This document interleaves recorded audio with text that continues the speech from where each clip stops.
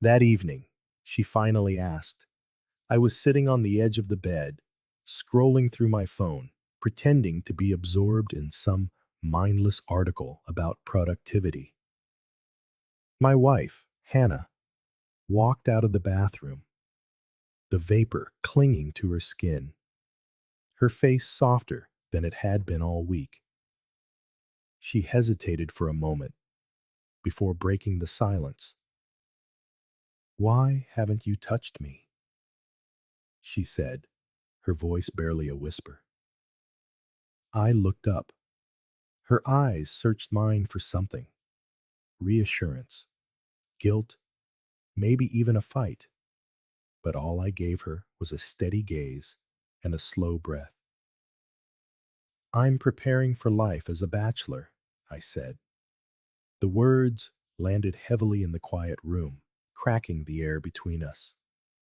Her expression flickered, confusion at first, then a flash of anger, then something closer to panic.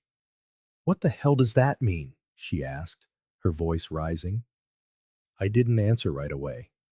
I set my phone on the nightstand, leaned back, and stared at the ceiling fan as it traced lazy circles in the air. I wanted her to sit in that silence, to feel what I'd been feeling all week: that dull, creeping emptiness that settles in when the person you trust most becomes a stranger in your own home. The truth was, I hadn't planned to say it like that. It wasn't some rehearsed line.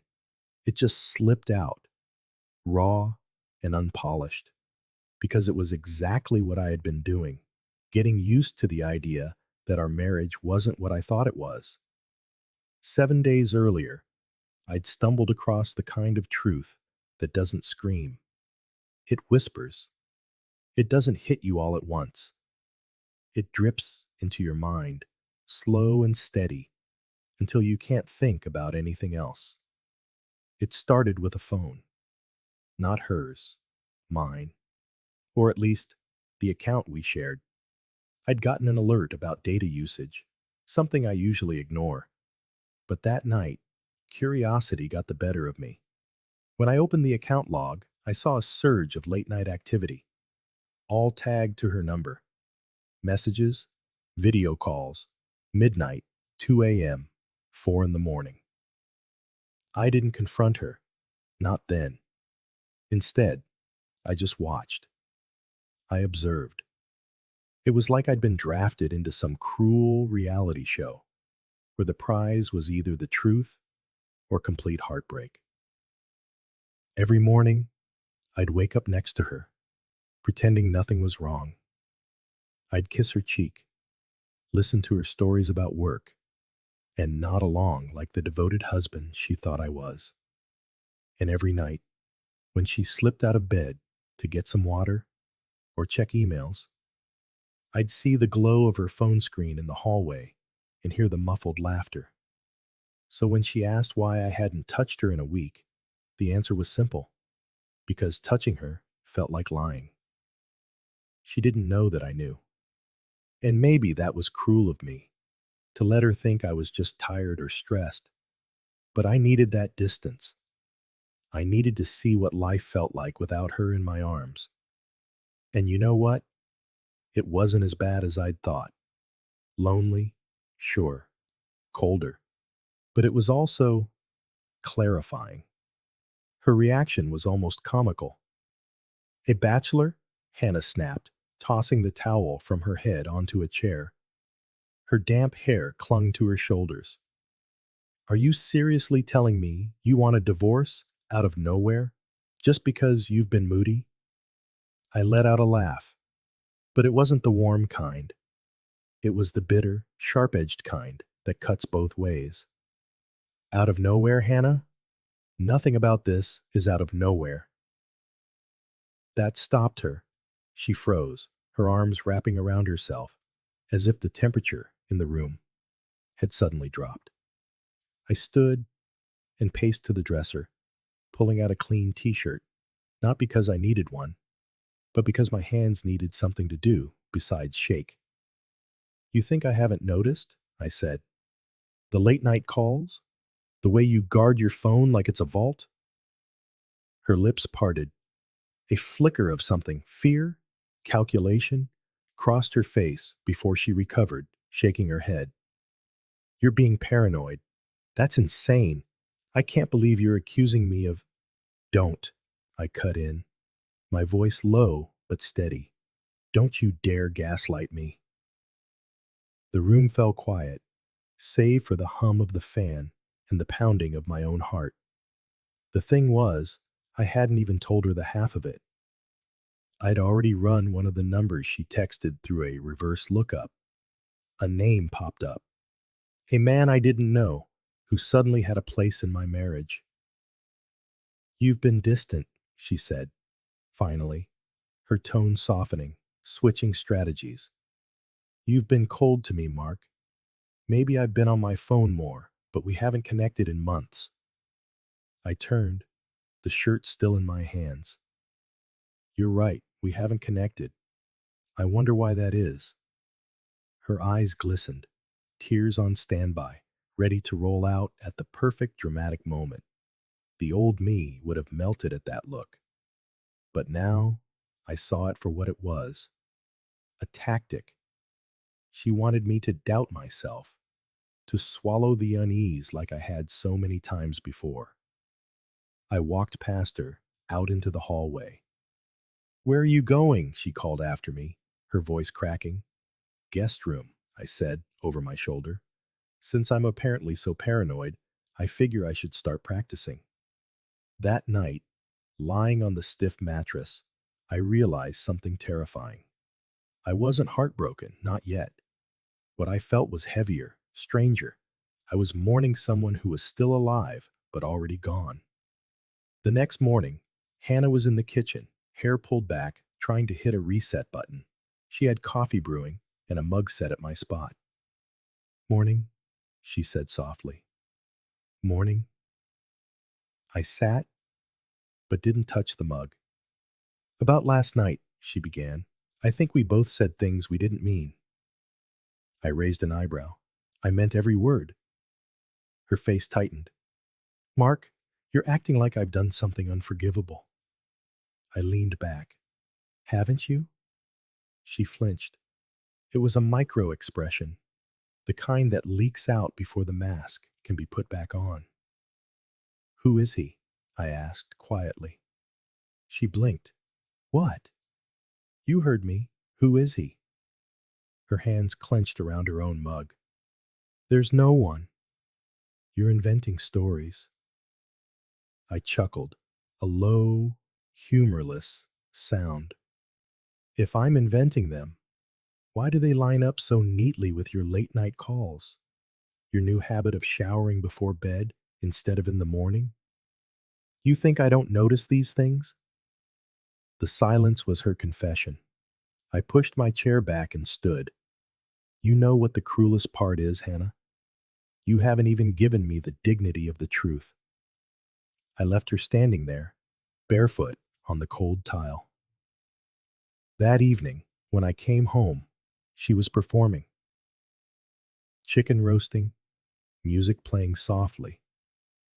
She was running a script, hoping I'd forget my lines and slip back into the role of the clueless husband.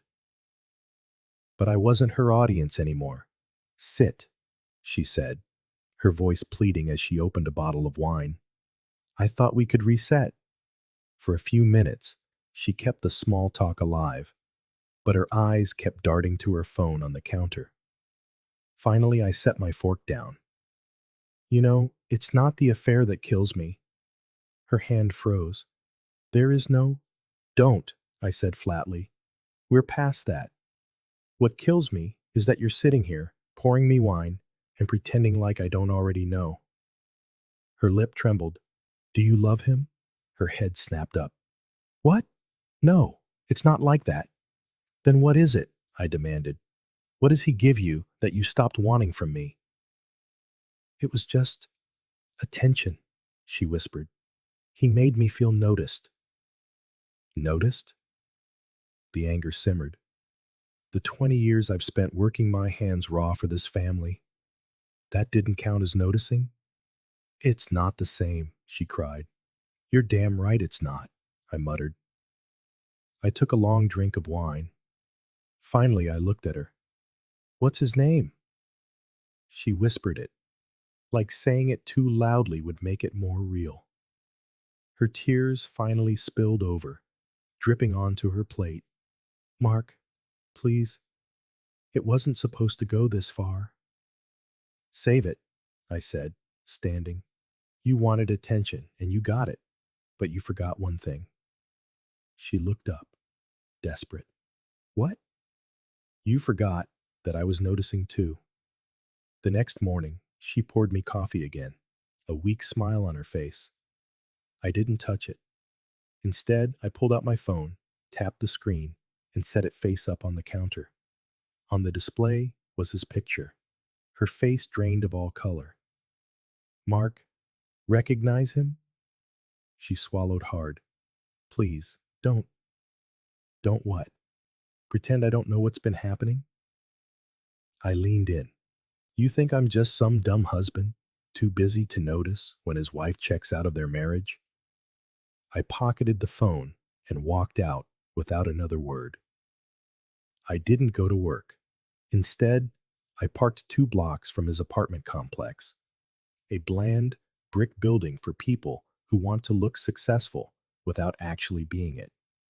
At 8:20 a.m., he walked out, mid-30s, pressed shirt, loafers polished to a mirror shine. He carried himself like a man who thought the world owed him something. He didn't notice me. To him, I was just the faceless husband in the background. But as I watched him get into his shiny car, a strange calm settled over me. Men like him only win when the husband plays the fool, and I had no intention of playing the fool anymore. I found him at lunch the next day. Sales guys are creatures of habit. He was at the same downtown cafe, eating the same salad, talking loudly on his phone. I ordered a coffee and sat 2 tables over.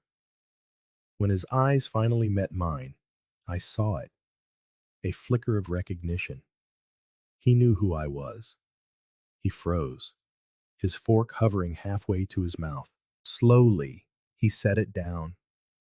I leaned forward, my voice low, but steady enough to cut through the cafe chatter. You're him? His jaw tightened. I don't know what you're talking about. I smiled.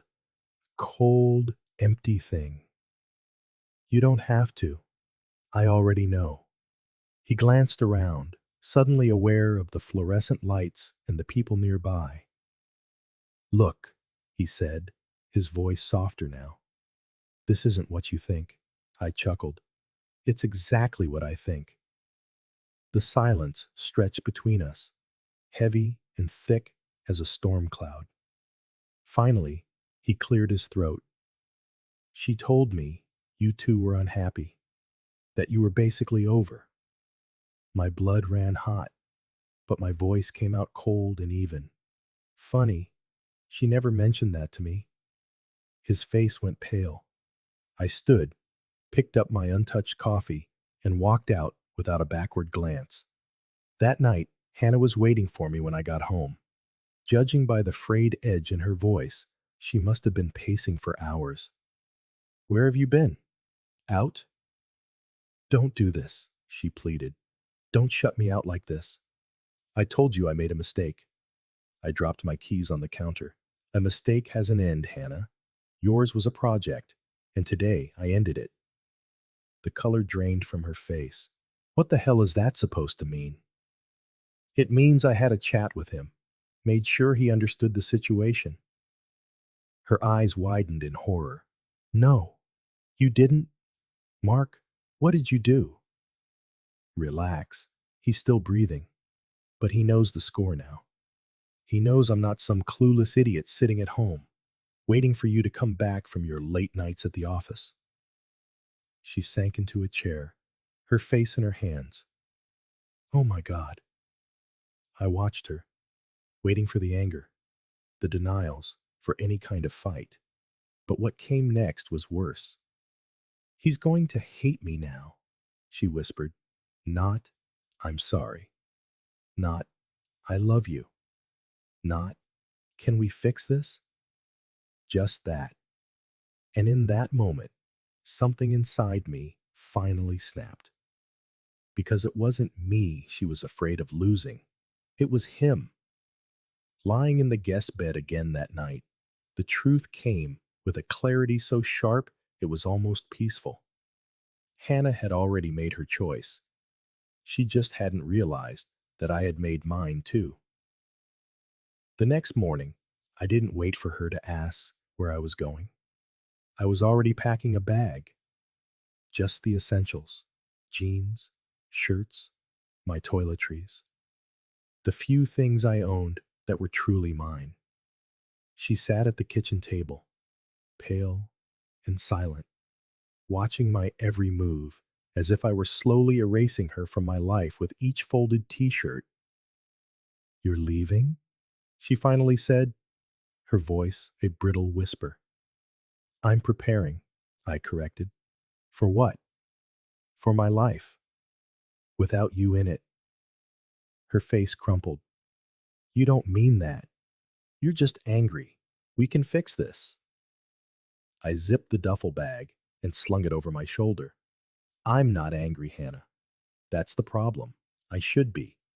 I should be screaming, throwing things, demanding answers. But I'm just calm. Too calm. And you know what that means? It means I'm done. She shook her head, tears finally spilling over. I never meant for any of this to happen. Infidelity isn't an accident, I shot back. You don't just trip and fall into someone else's bed. You made choices, 100 small ones that led to one big one. And now, these are the consequences. Her sobs filled the room. Once, that sound would have shattered me. Now, it was just noise. Loud, distracting, but ultimately meaningless. You don't understand, she wept. He doesn't matter. Not like you. You're my husband. You're my life. Funny way of showing it. That night, I lay in the guest bed again, the packed bag on the floor like a silent promise. I thought about calling a lawyer, about finding an apartment on the other side of town. I even let myself think about what it would be like to be single at my age. Fishing weekends with friends, maybe fixing up that old car I'd forgotten in the garage, learning to appreciate the silence instead of fearing it. But woven through those thoughts was a deep, aching sadness. Not for her, for me, for the man who'd wasted years trying to prove his worth to someone who was always looking over his shoulder for something better.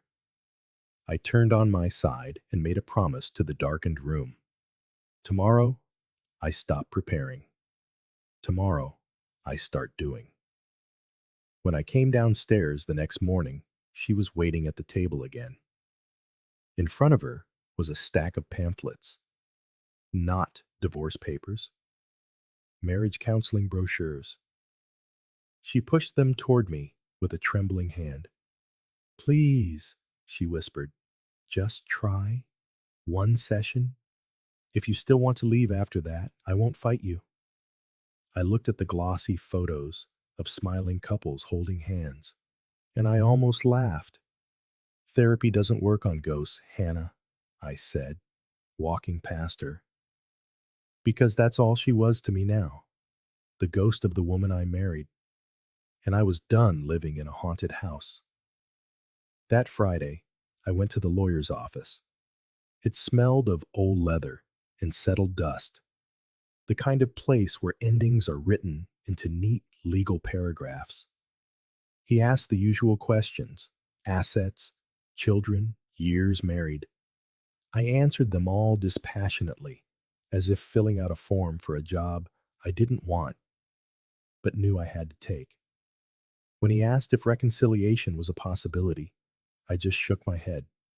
She already reconciled with someone else, I said flatly. He didn't press. When I got home that night, Hannah was waiting. She'd dressed up this time, done her hair and makeup, as if by looking like the woman I'd fallen in love with, she could somehow undo what she'd done. Where were you? She asked softly. The lawyer's office. The words hit her like a physical blow. She staggered back a step. You didn't. I did. Mark, no, please, we can fix this. I'll block his number. I'll delete everything. We can start over. I set my keys on the counter and leaned against it, studying her. You still don't get it, do you? This isn't about him anymore. It's about you.